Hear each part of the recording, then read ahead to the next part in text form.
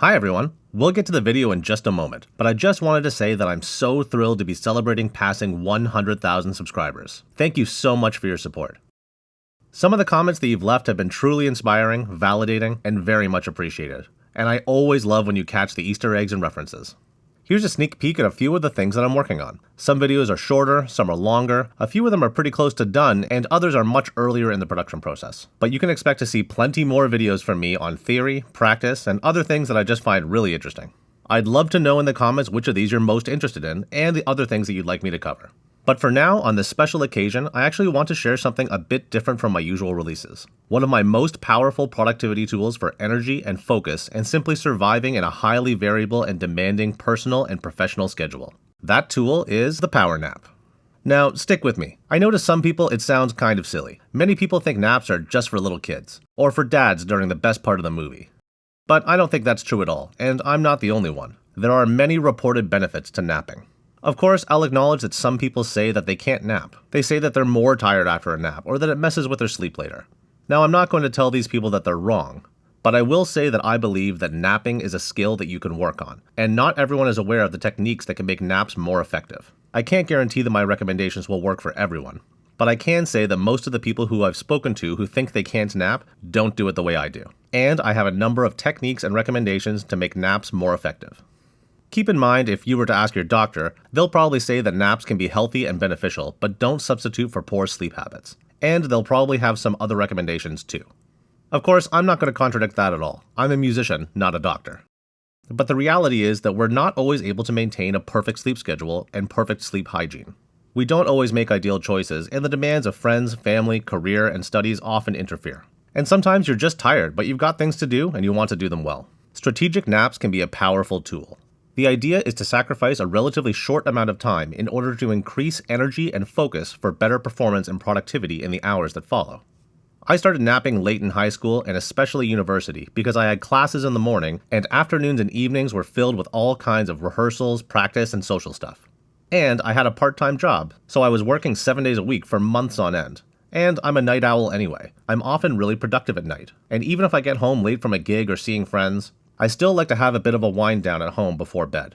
Although I liked all the things that I was doing, and I thought they were important, this schedule left me constantly exhausted. I'm sure many of you can relate.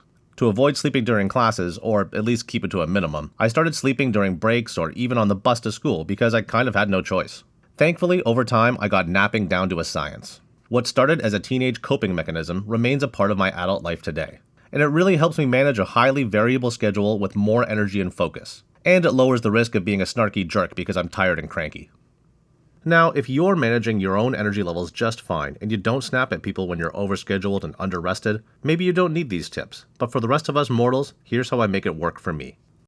The most important thing to realize is that the length of your nap matters quite a lot, because human sleep moves in cycles of deeper and lighter sleep stages, though the details can vary from person to person and from night to night. But the main thing to know is that if you wake up in the lighter stages of sleep, you'll wake up fairly easily and hopefully feel refreshed. Even if you're dreaming of building a treehouse with your old landlord or pogo sticking with your 4th grade French teacher, you'll bounce back fairly quickly. But if you wake up while you're in deep sleep, you could find yourself groggy, disoriented, and it may take you a while to recover and fully wake up again. So the length of your nap really matters. So you either want to do a classic power nap of about 20 to 30 minutes, or a whole sleep cycle, which could take an hour or more. You do what works for your schedule, but realize that there's a danger zone in the middle between those two lengths. It might take a bit of trial and error to get the time just right, but no matter what length of nap you're aiming for, set an alarm. This is non-optional. Don't just go to sleep and hope you wake up at an appropriate time. It's too easy to oversleep and you don't want to risk missing an appointment, or putting yourself into a deeper sleep stage than you want. I recommend 20 minutes as a starting point, but you can experiment with what works for you. I actually have a shortcut on my phone that sets a timer and puts my phone on Do Not Disturb until the alarm goes off, and then turns Do Not Disturb back off again. I find it super useful, and there's a link in the description below if you want to download it for yourself.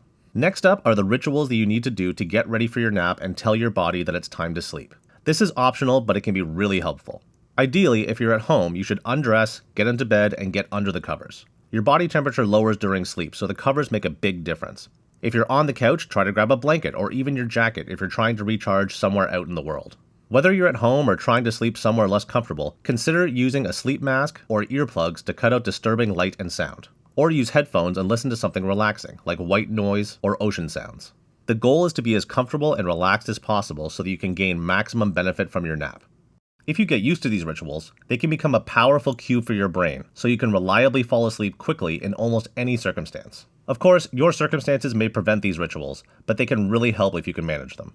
Next, you need to manage expectations. You need to realize that you might not actually fall asleep, or you will sleep, but so lightly that it doesn't feel like you actually slept. Or you'll go down for 20 minutes and only fall asleep a few minutes before your alarm goes off. That doesn't mean the nap was a failure. You still rested for a period of time. I sometimes think of it as low power mode, which can still be very rejuvenative, because there's still a lot of benefit to laying down, closing your eyes, and relaxing for a short time, even if you don't sleep. And hopefully you'll get better at napping with practice. Just remember that you're sacrificing a relatively short amount of time in order to be more energetic and productive in the following hours. Finally, my favorite way to supercharge a nap is to add caffeine before. That might sound a bit weird and counterintuitive, because caffeine is supposed to wake you up and give you energy, so why would you take it when you're trying to sleep? But consider that it takes about 30 minutes to feel the effects of caffeine, and the perfect power nap is usually 20 to 30 minutes. So if you take a dose of caffeine right before your nap, you'll start to feel the effects just as you're waking up. Of course, you want to be careful because caffeine is a drug. It's a stimulant that can disrupt your sleep, and if you take too much, it can be very uncomfortable or even dangerous. But it is the world's most socially acceptable drug, used daily by most of the population, and it has a number of benefits associated with it in proper doses. The trick is that most common delivery systems of caffeine take quite a few minutes to consume. It's hard to chug a big mug of hot coffee or tea, and you want to avoid feeling the effects of the caffeine too soon, which will disrupt your nap. So consider having either a shot or two of espresso, or maybe a caffeine pill. You take them quickly, get straight to your nap, and wake up just as the caffeine is hitting your bloodstream. It's a very powerful combination. So, that's my productivity tip. Whether you have a daily nap or just once in a while when your schedule is a bit hectic, the nap can be an incredible tool to get through the day with more energy and focus. Thanks to everyone who helped me get to 100,000 subscribers. I almost can't believe that number, and I'm incredibly grateful. As always, be sure to like, comment, share, and subscribe. Enable notifications and check my channel for more videos. Thanks for watching.